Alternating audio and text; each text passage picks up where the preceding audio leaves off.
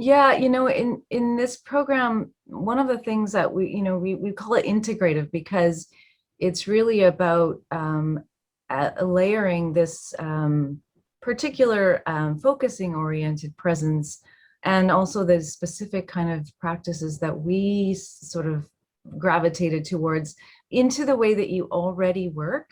And so all of those breath practices you talk about, somatic experiencing techniques, are completely welcome. And I found that any modality I've encountered really is complemented by this approach, but it doesn't necessarily mean that that we're going to go into my sense of little like pieces of those techniques that other people bring, and it's welcome as part of the practice. And really the idea is that when you weave that in, this program will make ultimately make whatever you're already doing richer and there'll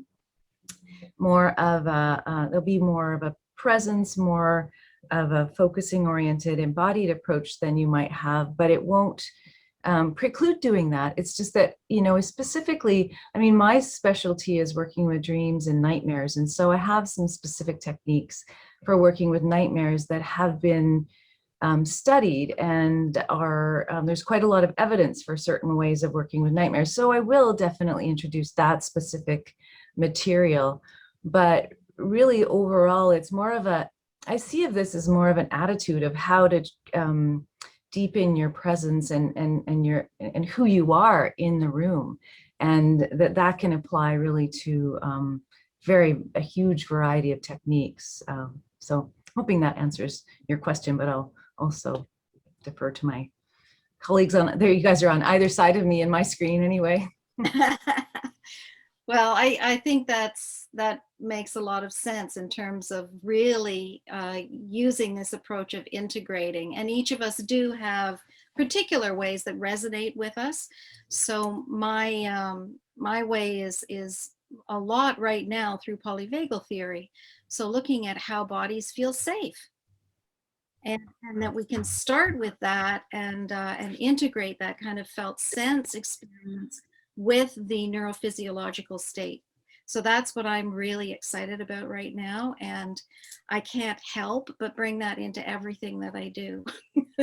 So that will be there. But our focus is, I think, very, very much what Jen-Lyn said. You can bring the felt sense into anything, and we should.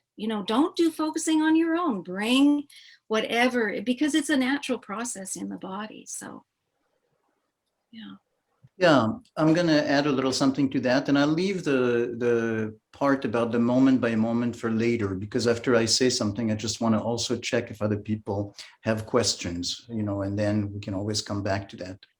So for me, one question that comes up when Jane, what you mentioned is when you talk about exercise, I'm always a little bit on a fine line between what is an exercise and what is actually an experience.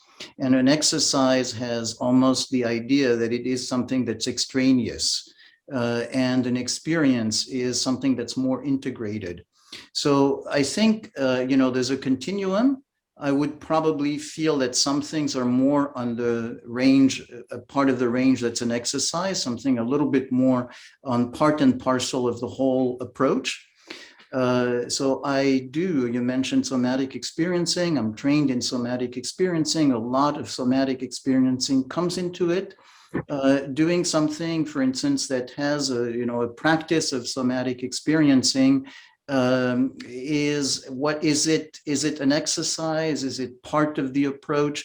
I think, as Jan said, in my mind, it's woven into the way I interact with the client through focusing, through my being in touch with my felt sense, through my being in touch with where I want to go.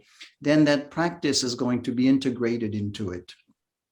So similarly, for something that has to do with, that you would describe as a meditation exercise or a breathing exercise or a body exercise, in my mind, it's usually, very woven into the session.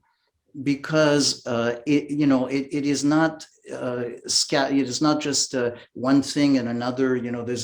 There's a continuity, and the continuity is through the felt sense and through the tracking of the client and my own tracking.